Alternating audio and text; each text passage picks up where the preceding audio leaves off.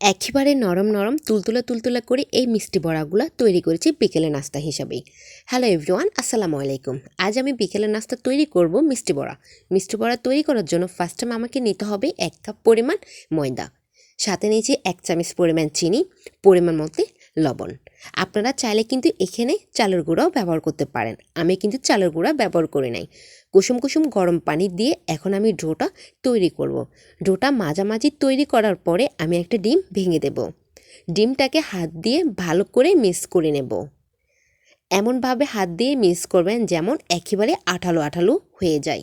আপনারা চাইলে চামচও ব্যবহার করতে পারেন, আমরা গ্রামের মেয়েরা বেশিরভাগ হাত দিয়ে ব্যবহার করি।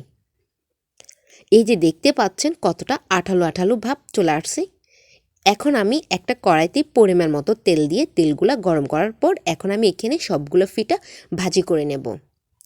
এই সময় আমার চুলার হিটটা একেবারে লো থাকবে।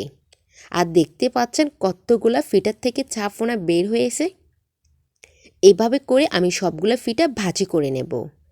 আর ভাজি করব একেবারে বাদামি বাদামি কালার করে।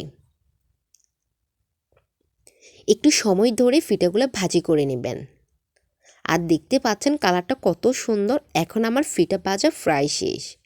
এইভাবে করে আমি সবগুলো ফিটা ভাজি করে নেব।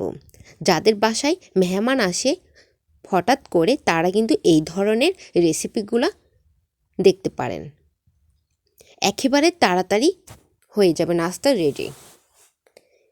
এখন আমি সবগুলো ফিটা ভাজি করা শেষ। এখন আপনাদেরকে দেখিয়ে দিচ্ছি কালারটা কত সুন্দর দেখা যাচ্ছে, আর কতটা সফট আর কতটা নরম তুলতুলে তুলতুলে হচ্ছে দেখতে পাচ্ছেন।